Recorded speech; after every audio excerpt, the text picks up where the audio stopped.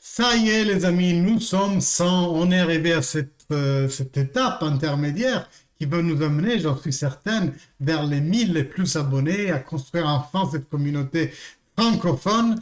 Je vous remercie de tout cœur pour votre soutien, votre écoute. Mais c'est pas ça dont on va parler aujourd'hui.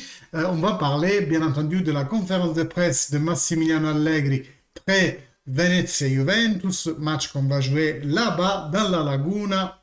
Rassurez-vous, ils vont pas nager, ils vont taper dans un ballon sur un terrain solide comme d'habitude. Par contre, c'est vrai que c'est un terrain un peu particulier. Maximiliano Allegri a tenu à le rappeler, mais en ce moment, il met les mains avant un peu pour tous. Bref, mais on va aussi parler des mots de Maurizio Arrivabene qu'il a donné, l'interview qu'il a donné en occasion de notre victoire contre le Malmo en Champions League, parce que j'ai vraiment apprécié son intervention au sujet de clameur médiatique générée par l'affaire Prisma et le cas plus-value de la Juventus. On va parler de tout ça, on ne concentre pas tout, on va vraiment découper et commençons tout de suite par les mots de Massimiliano Allegri. Donc, il nous rassure déjà sur le fait que Dybala va bien. Il s'est entraîné comme d'habitude avec le reste de l'équipe et il l'avait enlevé juste par précaution pour pas qu'il se blesse plus lourdement. Parce qu'on sait très bien qu'aujourd'hui, l'enjeu, c'est vraiment de récupérer des points en championnat. Ensuite, il nous parle du moment qui traverse le Venezia. Donc, c'est une équipe qui subit normalement, mais comment dire, ils marquent beaucoup quand ils jouent chez eux, à la maison. Il y a juste contre l'Inter ils ont pas marqué. Après, ils viennent d'un match assez compliqué avec le Verona, où ils menaient 3-0, ils se sont fait rattraper 4-3. Donc, bien entendu, ils vont avoir envie de revanche. Et puis, c'est une équipe qui joue de façon vraiment décontractée. Ils n'ont pas la peur de la big team qui vient les défier ou qui vont défier. Ils jouent vraiment avec la tête au foot, quoi, et en s'amusant. Et ça, c'est vraiment appréciable. Pour tout vous dire, j'ai vu quelques matchs du Venezia, c'est vrai que ça se voit dans leurs actions, quoi.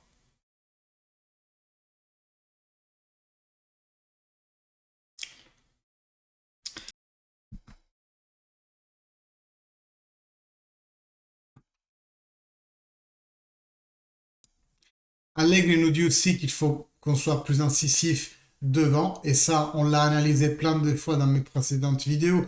Je vous faisais les stats encore je me souviens, contre le Genoa, c'était 27 tirs, 12 cadrés pour 2 réalisés. C'est trop peu quand on voit les statistiques des autres déjà en Serie A, et je ne vous parle même pas des championnats étrangers. Donc vraiment, on a besoin de plus de décisions devant la cage de but pour marquer. Ensuite, on essaie un peu de le titiller en disant la Juventus est peu européenne.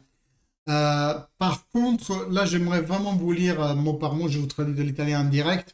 C'est le football, c'est une matière opinable, chacun peut avoir son opinion. Et c'est ça qui est beau.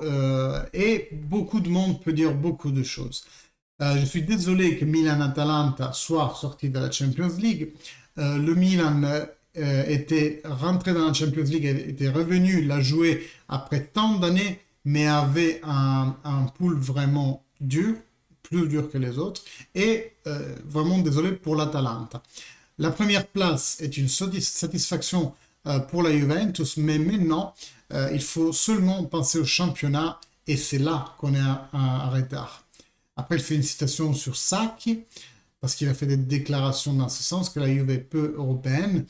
Et il dit qu'il doit toujours être écouté parce qu'il a fait beaucoup, vraiment beaucoup pour le football italien et qu'il aime le foot, ce qui nous met, et ces déclarations nous mettent tant de pression. J'aimerais commenter vite fait cette déclaration d'Allegri. Déjà, il est très malin parce qu'il prend la déclaration de Sacchi et il la rétorde contre les autres équipes italiennes. C'est-à-dire que ça fait quelques années que le petit drapeau italien, petit, vraiment petit en Europe, il est porté que par la Juventus. En Champions League, presque systématiquement, tous les quatre équipes anglaises arrivent au huitième de finale. Beaucoup d'Allemandes, beaucoup d'Espagnols, quelques-unes, peut-être une, deux portugaises et après celle de l'Est, quoi, c'est arrivé, ou l'Ajax par exemple. Mais, des équipes italiennes, il y a toujours que la Juventus qui arrive au huitième de finale. Ensuite, cette année, il y a eu l'Inter. Très bien, je suis très content. Au moins quelques... Moi, j'aurais aimé qu'il y ait les quatre. Je vais vous dire, franchement, j'aurais aimé que les quatre arrivent au huitième de finale. Parce que j'ai aussi cet esprit nationaliste. C'est pas parce que je déteste sportivement l'Inter. Et vraiment, vraiment, l'Inter, je peux pas la saquer. Mais vraiment. Par contre, je suis content qu'ils soient arrivés au huitième de finale.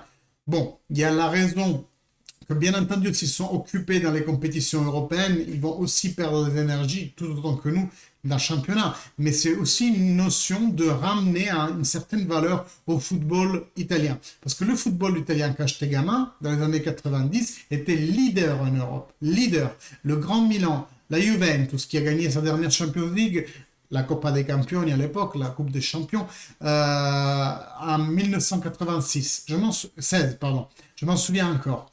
Et l'Inter était aussi très, très puissante en Europe. Tout cela a changé. Et j'aimerais vraiment que l'Italie reprenne la place qui lui est due en Europe. Mais ça se fait en construisant. L'Atalanta a très, très bien construit pendant ces dernières années. Après, c'est dommage, elle n'a jamais vraiment brillé en Champions League. Et je trouve vraiment ça dommage parce qu'ils ont fait du bon boulot. Le Milan, ça fait 2 ans avec Pioli qui fait un bon boulot. Vraiment une très bonne programmation, celle du Milan. Franchement, chapeau. Et c'est dommage qu'à leur première occasion, après tant d'années en Champions League, ils se ratent. Mais c'est vrai, Massimiliano Allegri a raison que leur poule était quand même compliquée. Bref, tout ça pour vous dire, Massimiliano Allegri, il donne vraiment un coup au football italien parce que on a beaucoup subi ces dernières années les réprimandes des autres tifosi qui nous disaient: Ah, vous êtes sorti de Champions League. Ah, vous avez perdu une finale. Ah, vous avez perdu 2 finales. Vous êtes sorti contre l'Ajax. Vous êtes sorti contre le Lyon. Vous êtes sorti contre le Porto. Et de toute façon, notre réponse était toujours la même. Des finales, pour les perdre, il faut les jouer. Vous y êtes? Non, nous on y était.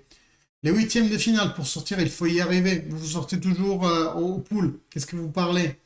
Et donc là, je suis content de cette réaction de Massimiliano Allegri parce que il tourne le sens des mots de Sacchi en disant: on est peu européenne, ben regardez les autres. Nous, on est les seuls à avoir gardé le drapeau italien haut pendant cette dizaine d'années qui était pratiquement le Moyen Âge du football italien.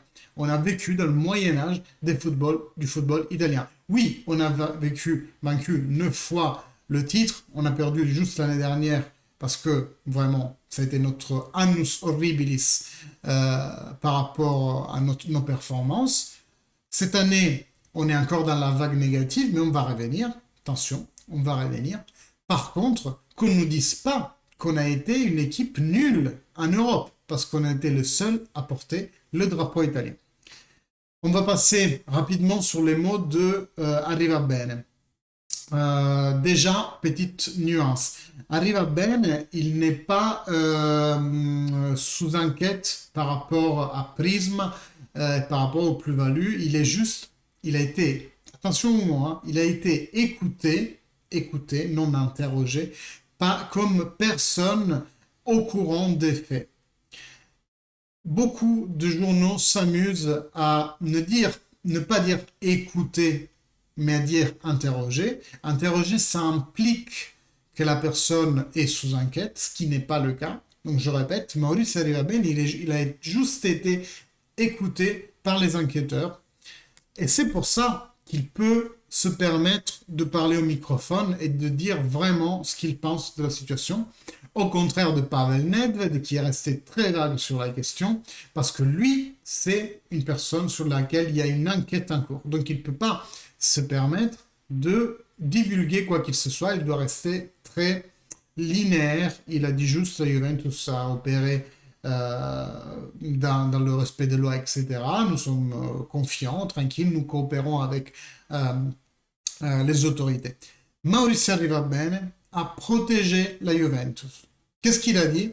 Il a dit je suis personne écoutée, non personne interrogée, je vous répète, et j'ai été donc écouté par les enquêteurs.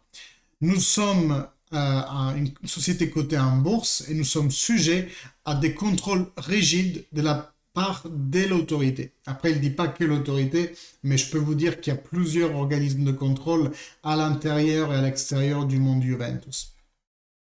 Nous collaborons tous, nous collaborons avec tous, pardon, mais en tant que Juventus, nous prétendons le respect.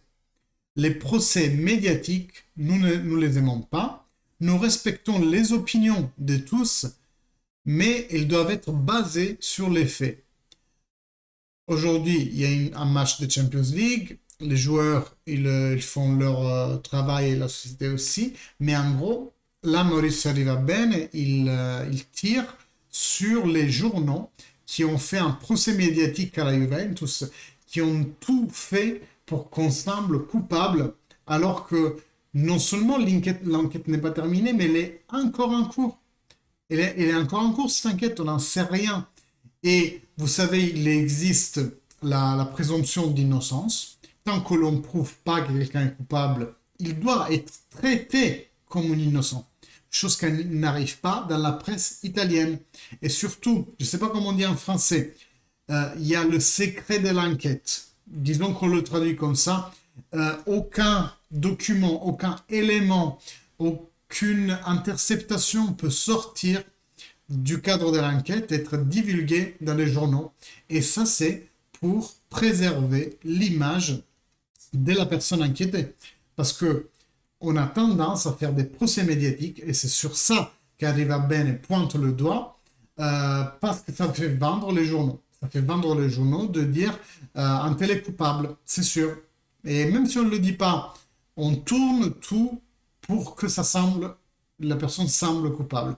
Je vous fais un exemple. Il y a quelques jours, reporte une émission italienne d'investigation, de toute évidence, mais d'investigation a posteriori, c'est-à-dire eux, ils font pas du travail sur des enquêtes en cours, c'est un peu un mode cold case, vous avez, donc des cas qui ont été bouclés, eux, ils font le report, donc ils font le reporting de ce qui a donné une enquête, mais une enquête bouclée. Aujourd'hui, ils l'ont fait avec la Juventus, bien entendu. Et bien entendu, tout a été tourné de façon à que la Juventus semble déjà coupable. Exemple, ils se sont basés sur des données qui n'ont ni queue ni tête, disant que Rovella a été vendu pour 18 millions et donc est à bilan de la Juventus pour 18 millions, alors que Chiesa l'est pour 12. Donc en disant, ben Rovella, c'est sûr qu'il vaut plus que Chiesa, mais bien entendu, on est d'accord. Mais dans ça, ils omettent de dire que Chiesa, il est à bilan de la Juventus pour 12 millions parce qu'il a un contrat de 5 ans et donc sa valeur d'achat à la Fiorentina de 60 millions a été divisée fois les 5 ans de contrat. C'est normal, c'est la loi du bilan. Donc, vous voyez bien que quand on donne de l'information ainsi, de façon détournée, on tord la vérité pour que quelqu'un semble coupable. Et ça, c'est juste inacceptable. Et il se passe toujours ça dans la presse italienne. Bon, j'ai l'impression que le truc, il tombe un peu ces derniers jours. J'ai cette impression-là. Et j'espère vraiment que... bon, si la Juventus est coupable, elle est coupable, il n'y a pas de souci. Mais j'espère vraiment que d'un point de vue médiatique, on ne va pas en entendre parler. L'enquête fera son cours, trouvera des coupables le cas échéant. Mais c'est vraiment une honte qu'une équipe ou n'importe qui, même quelqu'un qui est accusé de meurtre, puisse subir ce traitement de la part des médias. Parce que surtout, c'est facile de tâcher quelqu'un de coupable en amont, mais quand il est blanchi, il n'y a plus personne. Plus personne écrit les gros titres en disant « Pardon, nous nous étions trompés ». Personne. C'est l'histoire du curé et de la dame de sa paroisse qui parle mal du curé dans tout le village. Le curé l'appelle et lui dit, ben, t'as parlé de moi à tout le monde, maintenant pour faire pénitence, il l'amène en haut du clocher et lui dit, tiens, déchire ce coussin. La femme déchire le coussin et les plumes s'envolent dans tout le village. Et maintenant, il lui dit, si tu veux l'absolution divine, tu dois les récupérer toutes les plumes.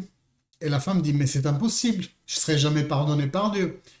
Et le curé répond, ben, c'est la même chose que tu as fait avec moi. Tu as diffusé des informations à mon sujet, des informations qui n'étaient pas vraies, et maintenant, moi, je suis dans la même situation. Il y a ces nouvelles qui courent et je ne peux pas toutes les attraper.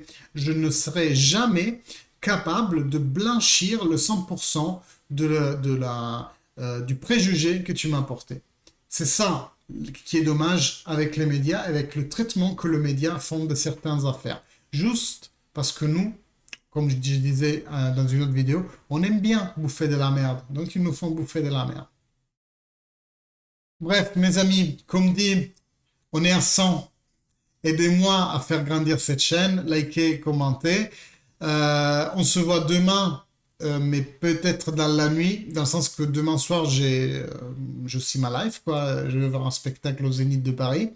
Donc, je ne pourrai pas faire la vidéo tout de suite dès la fin du match, parce que peut-être que même je regarderai la deuxième mi-temps en étant en route pour le spectacle, mais je vous promets de vous faire ça à ZAP la nuit même ou le matin d'après, pour que vous ayez le post, l'analyse de mon match et que vous puissiez discuter dans les commentaires comme d'habitude.